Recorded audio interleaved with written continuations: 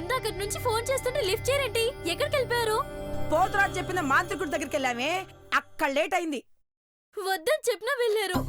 అగ్రజుడికి తెలిస్తే ఏమవుతుందేమోనని భయంగా ఉంది. పూజ, నీకేం తెలీదు, నువ్వు ఊరుకో. అది కాదు అగ్రజ, ఇప్పటి వరకు మనకు ఎటువంటి సమస్య వచ్చినా స్వామీజీ గారే పరిష్కరించేవారు కదా. మరి ఇలాంటప్పుడు ఆయన్ని కాదని ఎందుకు ముందుకెళ్తున్నారో నాకు అర్థం కావట్లేదు. స్వామీజీ గారు ఊర్లో లేకపోతే మమ్మల్ని ఏం చేయమంటావే? అమ్మా, ఆయన వారం రోజులు వస్తారని అగ్రజుడు చెప్పాడు కదా. ఈ లోపు ఇంట్లో ఏదైనా జరగడానికి జరిగితే? అది కాదు మాత. పెద్దవాళ్ళం, ఈ ఇంటికి ఏది చేస్తే మంచి జరుగుతుందో మా తెలీదా? ఏమండి, ఆ విభూది ఎక్కడ? నా దగ్గరే ఉంది కదా. ఇంకా ఆలోచిస్తారే? ఆ గుమ్మానికి కట్టండి. ఏంటి మాత అది? ఓసే, ఈ విభూది ఆ కపాల స్వామి ఇచ్చిన విభూది. ఇది గుమ్మానికి కడితేనంట మన ఇంట్లో దెయ్యం ఉందో లేదో తెలిసిపోతుందంట. మాత, ఏం చేస్తున్నారు మీరు? అగ్రజుడు ఇటువంటివన్నీ వద్దని చెప్పాడు కదా, మళ్ళీ ఇవన్నీ ఎందుకు చేస్తున్నారు? ఆ దెయ్యం గురించి తెలిస్తే నువ్వు ఇలా మాట్లాడవు. అనుభవిస్తుంది మేం కాబట్టి ఆ నరకం ఏంటో మాకు తెలుసు. అది కాదు మాత, అది. పూజ, అమ్మా ముందు ఆ పని చూడండి. పూజతో నేను మాట్లాడతా. పూజ, అగ్రజ, నువ్వు నాతో రా. అది కాదు అగ్రజ. ఏమండి, ఇంకా చూస్తారే? కట్టండి. ఎక్కడెక్కడ? అగ్రజ, చూడు పూజ, నువ్వు అంటుంది నిజమే, నేను ఒప్పుకుంటాను. కానీ అర్జున్ మనసును బాధ పెట్టాలని పని చేయట్లేదు. జస్ట్ ఈ ఇంట్లో దెయ్యం ఉందో లేదో తెలుసుకుంటానికి ఈ పని చేస్తున్నాం, అంతే. అలా చేసినంత మాత్రాన స్వామీజీ గారిని అర్జున్ని అవమానించినట్టు ఎందుకు అవుతుంది? అసలు ఈ విభూతి కట్టిన తర్వాత ఏం చేయబోతున్నారు అగ్రజ? ఈ రోజు రాత్రి సరిగ్గా 12 గంటలకి దాన్ని తెరుస్తాం. ఒకవేళ విభూతి ఎర్రగా అయినట్టయితే ఈ ఇంట్లో దెయ్యం ఉన్నట్టు రుజువు అవుతుంది.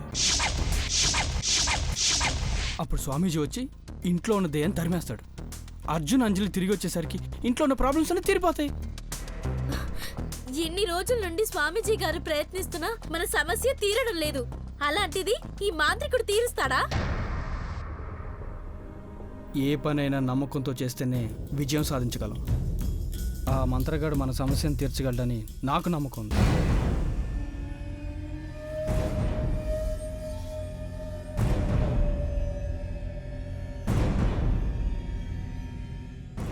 సరిగ్గా కట్టండి.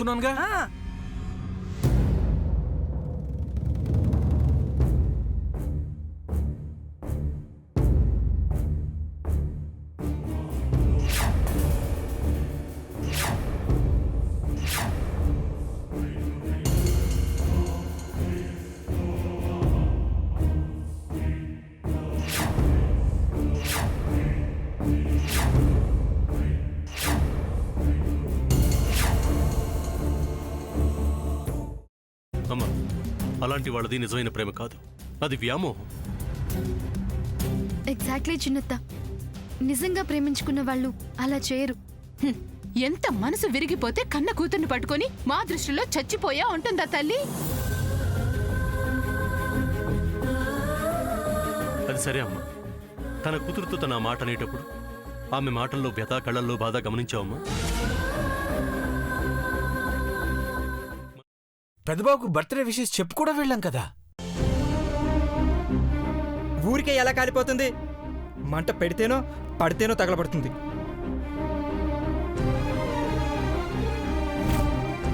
కరెక్ట్ చిన్నబాబు, నీకొచ్చినట్టే నాకు డౌట్ వచ్చింది. పార్వతే షర్టును తగలబెట్టిందనుకుంటా.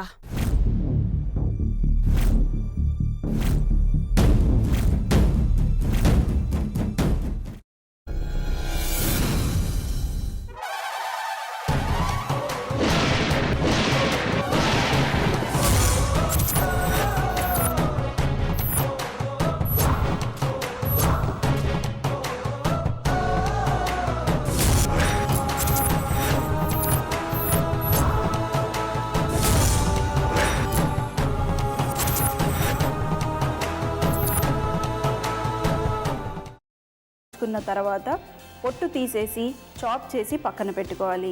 ఒక ప్యాన్లో కొద్దిగా నూనె వేడి చేసి అందులో ఆవాలు, మినప్పప్పు, శనగపప్పు, కరివేపాకు, సన్నగా తరిగి పెట్టుకున్న ఉల్లిపాయలు వేసుకుని 1 నిమిషం పాటు వేయించుకోవాలి. ఆ తర్వాత కాల్చి కట్ చేసి పెట్టుకున్న వంకాయని కూడా అందులో వేసుకుని బాగా మిక్స్ చేసి బౌల్లోకి ట్రాన్స్ఫర్ చేసుకుని అందులో తగినంత చిక్కటి పెరుగు లేదా పల్చటి పెరుగు వేసుకుని మిక్స్ చేసి అన్నంతో కానివ్వండి, చపాతీతో కానివ్వండి సర్వ్ చేసినా చాలా బాగుంటుంది.